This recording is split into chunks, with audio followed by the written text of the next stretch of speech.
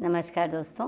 क्या कह रही है ज़िंदगी में, मैं आज एक विचित्र सी बात कहने वाली हूँ आपसे, जो आपको अजीब तो लगेगी ही, कि जैसे सोच समझकर बच्चे पैदा करें। ये मैं क्या कह रही हूँ, बचपन की देखभाल है इसका टॉपिक का नाम। ये बात परंपरावादी और कुछ रूढ़िवादी लोगों को बुरी लग सकती है, और लगनी भी चाहिए। भला बच्चे पैदा नहीं करेंगे तो वंश कैसे आगे बढ़ेगा? और लोग सोच समझकर बच्चे कौन पैदा करता है? हमारे ज़माने में तो यूं ही चलते फिरते 4-5 बच्चे हो जाते थे, और पल भी जाते थे, और बड़े भी हो जाते थे, और एक दूसरे की उंगली पकड़ कर बड़े हो जाते थे। खेलते थे, साथ में पढ़ते थे। एक के साइज़ का कपड़ा छोटा हो जाता था तो दूसरा पहन लेता था। पर क्या आजकल के माँ बाप अपने बच्चों को ऐसे पालेंगे? नहीं ना। दरअसल अब सिंगल चाइल्ड की प्रथा है। दोनों वर्किंग है, नैनी की या नाना नानी या दादी बाबा की आवश्यकता है। तो बात यह आती है कि जब आप स्वयं के बच्चे की देखभाल नहीं कर सकते तो उन्हें पैदा ही क्यों कर रहे हैं? पर पैदा करने की आवश्यकता होती भी क्यों है, यह आपने क्या सोचा? शायद इसलिए होता होगा कि कई बार समाज क्या कहेगा, अरे भाई इनके बच्चे ही नहीं हो रहे। पर जब समाज जिम्मेदारी नहीं उठा सकता तो मासूम बच्चे की ज़िंदगी क्यों ख़राब कर रहे हैं? बच्चे की देखभाल के लिए आपको अपने माँ बाप को बुलाना पड़ता है या उनके नाना नानी को बुलाना पड़ता है। फिर दोनों पीढ़ियाँ एक दूसरे को बर्दाश्त नहीं करती, उनके रीति रिवाज अलग होते हैं, उनके रीति रिवाज दूसरे होते हैं। बच्चे की देखभाल के लिए आजकल इंटरनेट से सारी मतलब पालन पोषण होता है, और उनको ना ज़्यादा खिलाया जा सकता ना कम खिलाया जा सकता है। तो इस तरह से क्या है कि आप खुद भी अकेले बच्चों को नहीं पाल सकते, पर आप अपने माँ बाप का दखल या दादी बाबा नाना नानी का दखल पसंद भी नहीं करते। तो कई बार अहम की लड़ाई में पति पत्नी अलग भी हो जाते हैं, जिससे बच्चे की कस्टडी को लेकर खींचातानी होती है। किसी ने सोचा नहीं कि ऐसा बच्चा जो अपनी आंखों से माँ बाप को कोर्ट में लड़ते देखता है, उसका बचपन वहीं दम तोड़ देता है। क्या आपने ऐसे किसी बच्चे से बात की? मैंने की है ऐसे बच्चे से बात। ऐसी माँ से जो बच्ची होते ही पति के द्वारा छोड़ दी गई और अजीब सी खोई खोई सी रहने लगी। अपनी बच्ची से उसको वितृष्णा होने लगी। ये सही बात है कि उसके आते से उसके पति का संबंध खराब हो गया।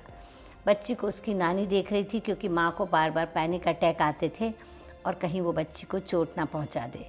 फिर मिलती हूँ एक मासूम बच्चे रोहन से, खूब रुपए पैसे वाले घर का है। अचानक माँ बाप में लड़ाई हो जाती, किस बात पर उसे नहीं पता।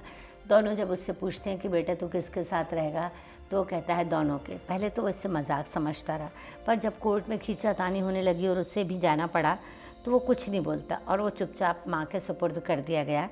पिता को शनिवार इतवार को मिलने की परमिशन मिली। अब बच्चे से क्या बात करते वो दोनों? मम्मी ठीक से रखती हैं, घर में कौन कौन आता है, पापा मेरे बारे में क्या पूछ रहे थे। और एक दिन उसने अपनी दोस्त से सलाह की और घोषणा कर दी कि अब वो हॉस्टल में रहेगा, क्योंकि मम्मी के एक दोस्त का आना जाना काफ़ी बढ़ गया था और उसे पता चल गया था कि उसकी माँ दोबारा शादी करने वाली है। अब वो पापा के साथ भी नहीं रहना चाहता था। ये सारी चीज़ें उसको कुंठित कर गई। इंसानों का अहम जो है बच्चों के जीवन पे क्या प्रभाव डालता है, ये वो नहीं समझ पाते हैं। क्या बच्चा आपकी प्रॉपर्टी है या आपका स्टेटस सिंबल है? आप उसके हत्यारे हो जाते हैं। कोर्ट को ऐसे लोगों को भी सज़ा देनी चाहिए जो किसी बचपन की हत्या करते हैं। आप बच्चे पैदा ही क्यों करते हैं? एक माँ बाप ऐसे भी हैं जिनमें इस बात को लेकर कंपटीशन होता है कि ये मुझे ज़्यादा प्यार करता है, तुम्हें कम प्यार करता है, तुमने इसको ये क्यों खिलाया, मैं इसको ये खिलाऊंगा। बच्चा टुकुर टुकुर देखता है, क्या पहने क्या खाए, भ्रमित सा दोनों को खुश करने में लग जाता है। मैं यूनिवर्स को बहुत धन्यवाद देती हूँ कि मैंने बहुत अच्छा बचपन बिताया है। मेरे बचपन में कोई ग्रंथि नहीं बनी। मेरे कई दोस्त, मेरी सहेलियाँ आज भी अपने बचपन को ढो रहे हैं। उनकी बुरी यादें आज भी उनके व्यक्तित्व पर हावी हैं।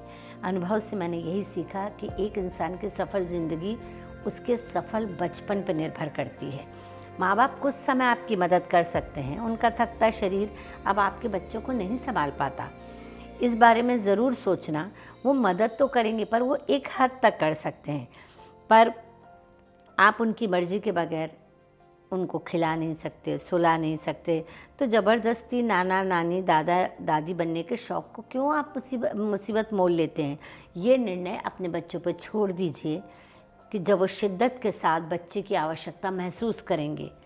जी हाँ, जब दुनिया की सारी लग्जरी हासिल हो जाती है तब सबसे आखिरी में आज की पीढ़ी को याद आता है कि चलो अब कुछ नहीं है तो चलो बच्चा बच्चा खेलें। तो इस खेल में उन्हें फिर बाद में मज़ा आने लगता है, तब वो एक बच्चा कर लेते हैं। मेरा आज की पीढ़ी से बस इतना ही कहना है कि ये जो बचपन है सॉफ्ट टॉयज़ की तरह है, बड़ी एहतियात के साथ इसे रखना पड़ता है। आपकी लड़ाइयों से वो बनता है, बिखरता है, टूटता है, फिर चाहे कितने भी महंगे खिलौने, कंप्यूटर दिलाओ, जी उनका नहीं बहलता है। याद रखिए, आपने अपने खून से सींचा है जिसे रोबोट से उसमें भावनाएं नहीं भरी जा सकती। आपके कोमल हाथों की नसों से वो भीतर तक थिरकता है। बस इसी तरह संभाले रहो उसे, बचपन ऐसे ही महकता है। कोशिश रहती है कि मैं ज़्यादा से ज़्यादा बच्चों की मदद कर सकूं, उनमें संवेदनाएं भर सकूं और मुस्कुरा के पूछ सकूं, और क्या कह रही है ज़िंदगी।